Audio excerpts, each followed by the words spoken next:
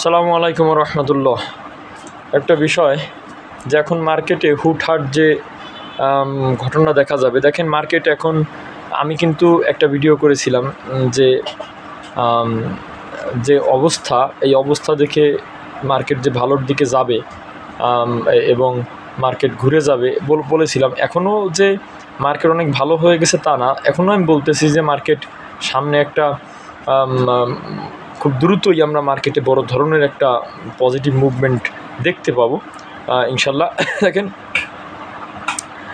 একটা বিষয় স্পষ্ট যে মার্কেটে এখন হুটহাট করে বিভিন্ন ঘটনা দেখা যাবে। সেটা হলো, আজকে আমরা একটা বিষয় লক্ষ্য করেছি যে কিছু শেয়ার মানে হুট করে আমরা আমাদের কারোর প্রত্যাশাই ছিল না, এমন কিছু শেয়ার হুট করে কিন্তু হল্ট হয়ে গিয়েছে এবং কিছু শেয়ার টানা হল্ট হয়েছে। কতদিন হল্ট হয়েছে? আজকেও হল্ট হয়ে গেছে।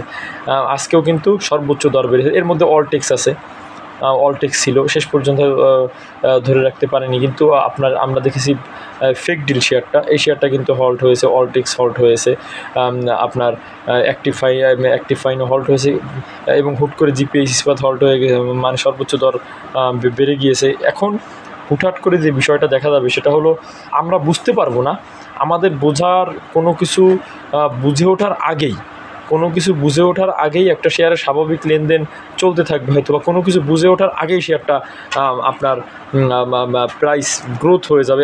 এমন একটা জায়গায় প্রাইসটা গ্রোথ হবে যখন আমরা আর কিনতে পারবো না, মানে মানুষের আর কেনার সুযোগটা থাকবে না। যেমন আপনি যদি ফেক ডিলটা দেখেন, গতকালকে কী পরিমাণ শেয়ার হল্ট হয়ে কী পরিমাণ বায়ার ছিল, আজকেও কিন্তু শেয়ারটা হল্ট ছিল এবং প্রচুর পরিমাণে বায়ার ছিল।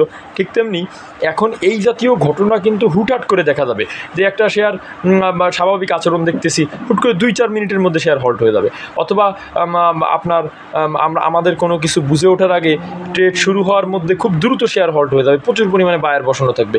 এইভাবে টানা কয়েকদিন মানে অনেক শেয়ার দেখবো যে আপনার হল্ট হওয়ার পরে প্রাইস বাড়তেছে, আবার অনেক শেয়ার দেখা যাবে যে টানা কয়েকদিন হল্ট হচ্ছে।